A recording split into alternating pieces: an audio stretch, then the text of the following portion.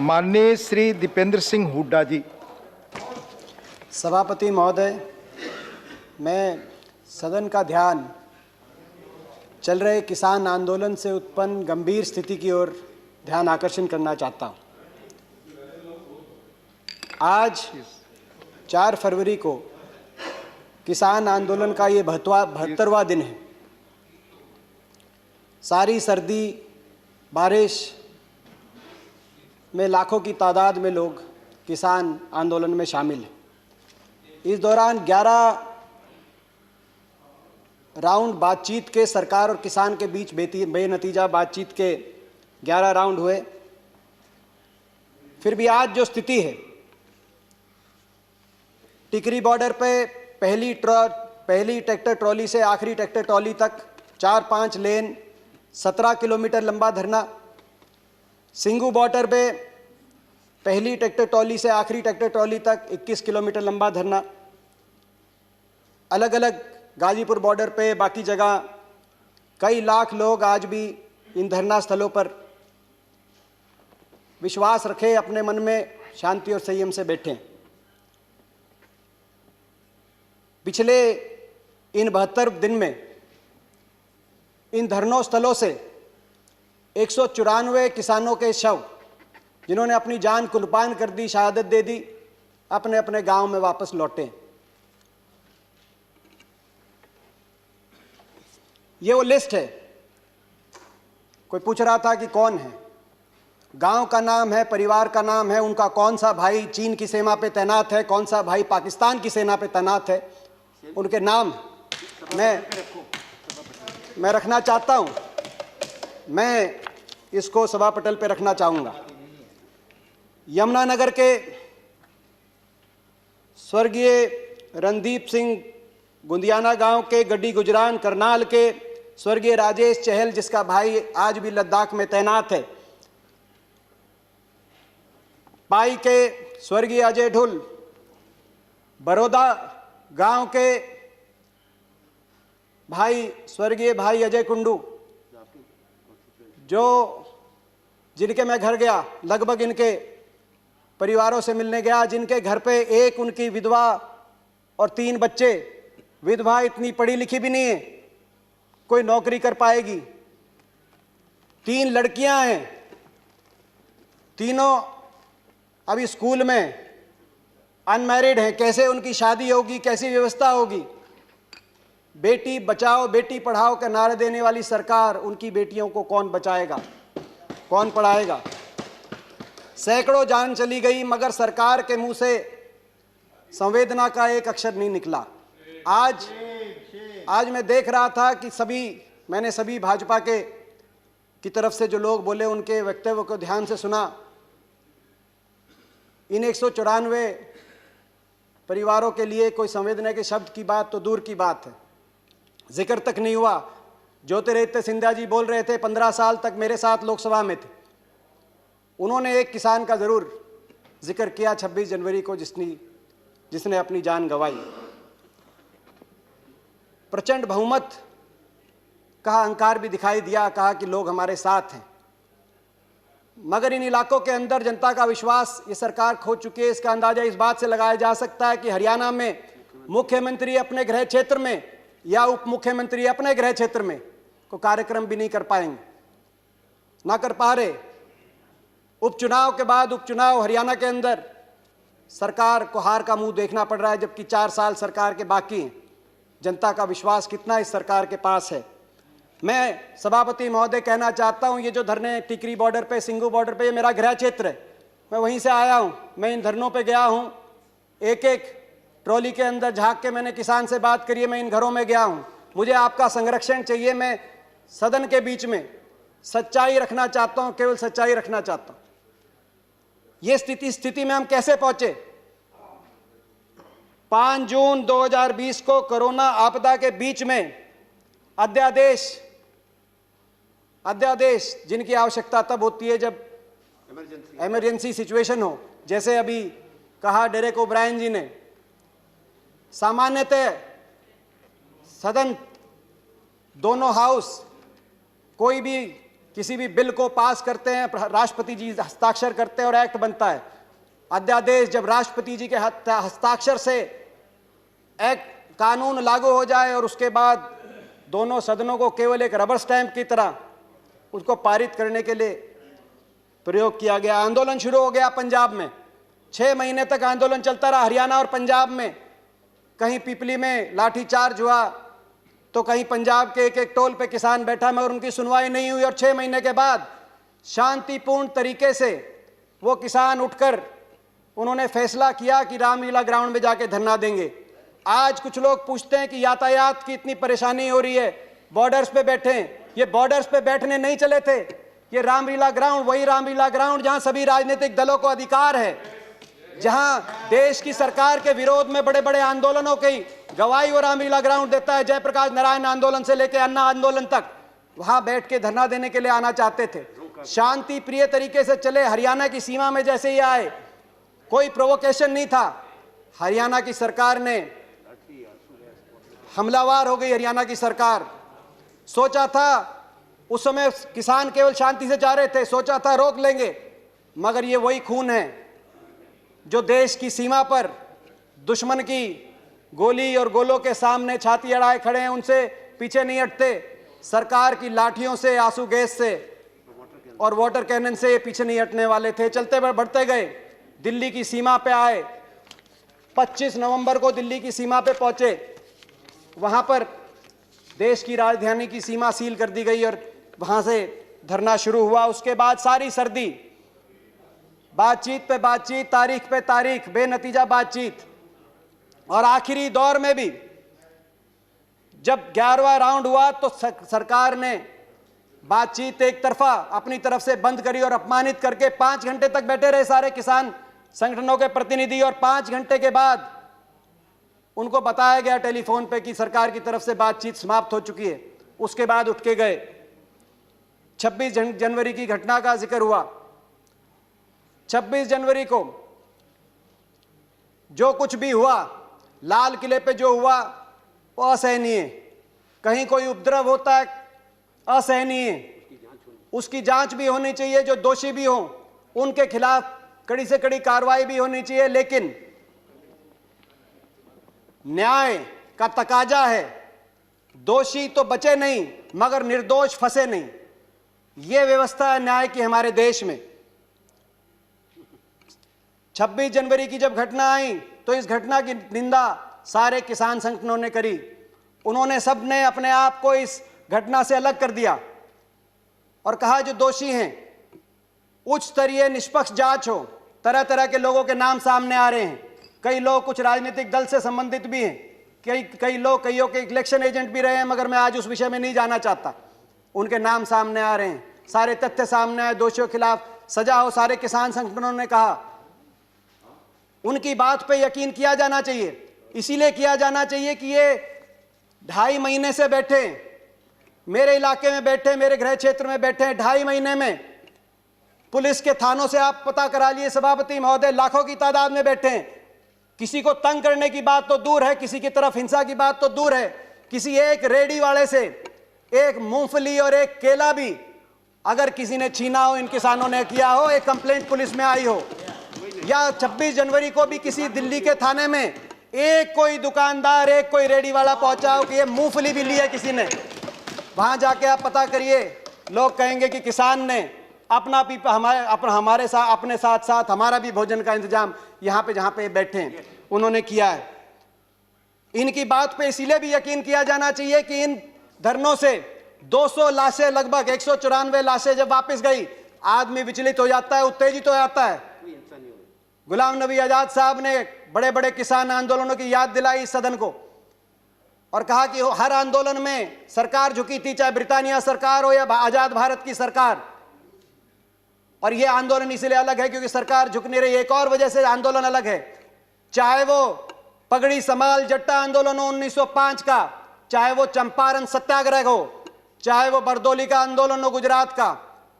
किसी आंदोलन में इतने किसानों ने अपनी जान कुर्बान नहीं करी जितने इस आंदोलन में किसान कर। मगर ये विचलित नहीं हुए, लाशें इन धरनों से अपने अपने गांव में जाती रही। विचलित नहीं हुए, शांति से संयम से बैठे रहे। इनकी नीयत का अंदाजा उससे लगाना चाहिए देश को। न्याय का तकाजा था, दोषी बचे नहीं और निर्दोष फंसे नहीं। लेकिन क्या हुआ इस घटना के बाद? इस घटना के बाद निर्दोष लोगों पर को निशाना बनाया गया। झूठे मुकदमे किसान पर, पत्रकारों पर। किसान आंदोलन को बदनाम करने के लिए मीडिया का एक तबका, साजिशें और षड्यंत्र बड़े बड़े रचे जाने लगे। किसान की आवाज को कुचलने के लिए प्रचार तंत्र हमलावर हो गया, प्रचार तंत्र झोंक दिया गया। प्रजातंत्र नहीं, प्रचार तंत्र। आज ये प्रजातंत्र नहीं है, प्रचार तंत्र है। प्रचार से, प्रचार के लिए, प्रचार द्वारा प्रचार तंत्र। देशद्रोही बताया गया जो इन धरनों में बैठे हैं, देशद्रोही बताया गया। कहा कि आतंकवादी हैं, चीन पाकिस्तान से फंडेड हैं, गद्दार हैं। मैं पूछना चाहता हूं, जो बाप यहां बैठा है जिसको गद्दार बताया जा रहा है, देशद्रोही बताया जा रहा है, उसका बेटा चीन की सीमा पे तैनात है।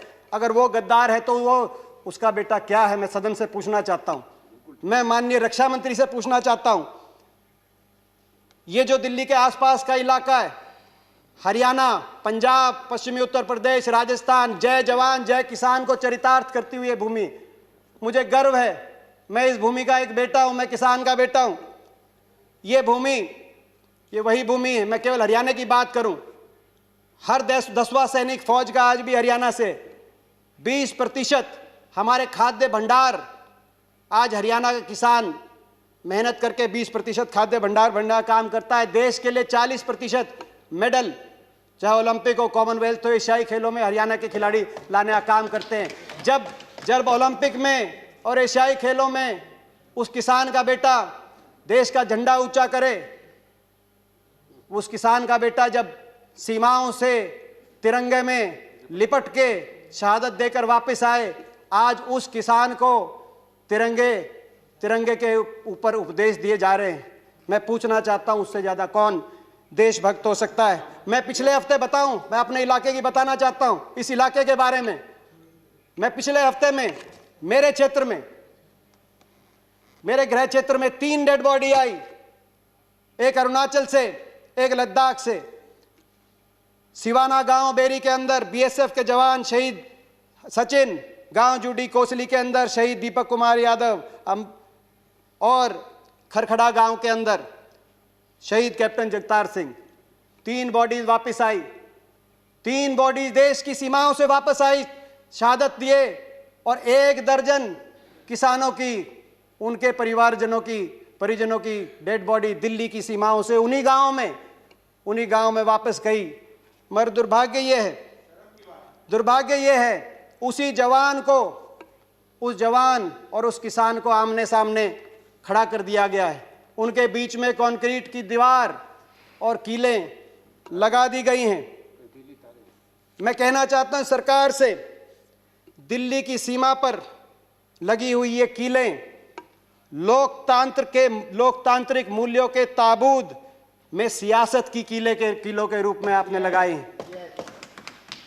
मगर यह भी मैं बोलना चाहता हूं आपसे, हृदय से बोलना चाहता हूं, लाठी तंत्र कभी लोकतंत्र को नहीं हरा सकता। देश का अन्नदाता कभी धनाढ्य और उद्योगपतियों का गुलाम नहीं बन सकता। इन कीलों को, इन नफरत की कीलों को, किसान इन नफरत के कीलों को जो उगाया है सरकार ने, नफरत की कीलों की जो खेती की है, इसकी भी कटाई किसान अपने प्यार की दराती से करना जानता है। इस सब के बाद भी सच आएगा। सच में ताकत है, सच आएगा। इंटरनेट, आज मेरे पूरे इलाके के अंदर इंटरनेट बंद है। आपके इंटरनेट, आपकी दीवारें, आपके पहरे, आपकी कीलें सच को रोक नहीं पाएंगी। सच बाहर आएगा, एक दिन सच जरूर आएगा और हम न्याय और अन्याय की लड़ाई जरूर जीतेंगे। एक आशा जगी थी प्रधानमंत्री, 3-4 दिन पहले एक बात आई प्रधानमंत्री जी की तरफ से कि मैं दूर नहीं हूं, एक टेलीफोन कॉल, मैं बहुत नजदीक हूं, एक टेलीफोन कॉल की इंतजार है। आशा कुछ जगी थी। मगर मैं पूछना चाहता हूं, उसके बाद 4-5 दिन से हुआ विपरीत। जैसे ही प्रधानमंत्री जी ने ये कहा, अगले दिन सीमेंट की मोटी मोटी दीवारें, 15-15 बैरिकेड लेयर की बैरिकेडिंग, हजारों की तादाद में हथियारों से लैस पुलिस बल, और यहाँ तक कि इंटरनेट, मेट्रो, बिजली, पानी और शौचालय की जो टेम्परेरी टॉयलेट लगे हुए थे वो फैसिलिटी भी वहाँ से अगले दो प्रधानमंत्री जी के बाद के तुरंत बाद हटा दी गई। शौचालय, स्वच्छ भारत का नारा देने वाली सरकार, जहाँ इन धरनों से लाखों किसान जहाँ डटे हुए हैं, वहाँ से शौचालय को भी हटवाने का काम कर रही है। दुश्मन की फौज को भी सरेंडर कराते हैं, वहाँ भी पानी का और शौचालय का इंतजाम कराते हैं। मैं पूछना चाहता हूँ, ये कौन है? प्रधानमंत्री जी तो कह रहे हैं कि हम किसान के नज़दीक है, भाई एक फ़ोन कॉल दूर हैं।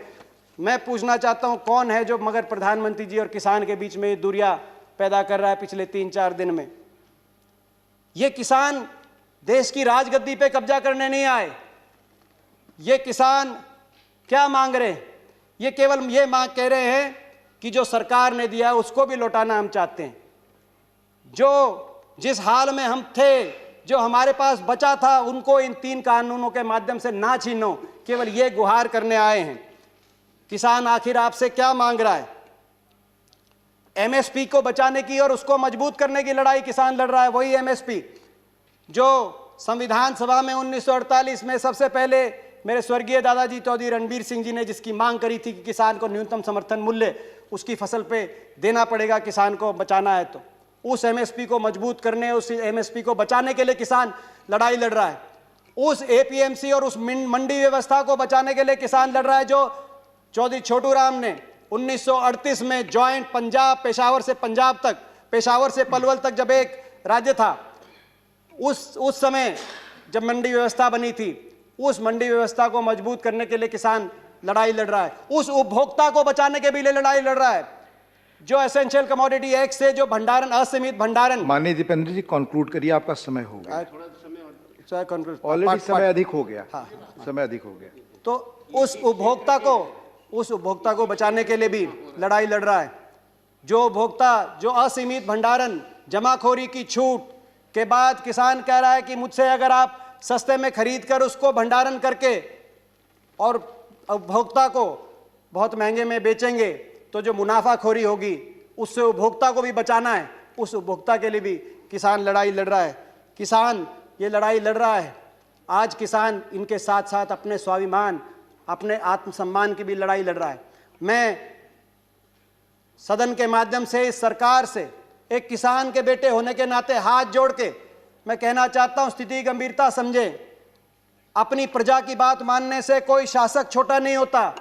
अपनी प्रजा की बात मानने से कोई सरकार, किसी सरकार की हार नहीं होती। किसान की बात समझे, किसान के इन 3 कानूनों को वापस ले सरकार। किसान के ऊपर झूठे मुकदमे जो बने, उन मुकदमों को सरकार वापस ले और बड़ा दिल दिखाए। मैं कंक्लूड करता हूं अभी। उन मुकदमों को भी वापस ले सरकार, बड़ा दिल दिखाए। सरकार को बड़ा दिल दिखाना पड़ेगा ताकि देशभक्त किसान के दिल में कोई अविश्वास पैदा ना हो, कोई अविश्वास पैदा होने की गुंजाइश ना हो। मैं इसके साथ साथ ये भी कहना चाहता हूं, जिस तरीके से इस आंदोलन को बदनाम करने के रंग दिए गए, मैं एक उदाहरण देके प्लीज एक उदाहरण देके मैं अपनी बात खत्म कर रहा हूं। मेरी पार्टी का टाइम, एक उदाहरण देके अपनी बात खत्म कर रहा हूं। एक अखबार में, आज एक अखबार में बात छपी है, दैनिक भास्कर अखबार में। अंदाजा लगाएं आप कि कौन बैठे हैं। मुझसे पूछा गया अभी कि कौन बैठे हैं यहां पर। कहा गया बीजेपी की तरफ से। फिक्र, बड़ौदा के 78 साल के पति का हाल जानने आंदोलन में पहुंची रामरती। 54 दिन के बाद पति को देखकर छलके आंसू। बोली, बालका के बाबू तू ठीक से?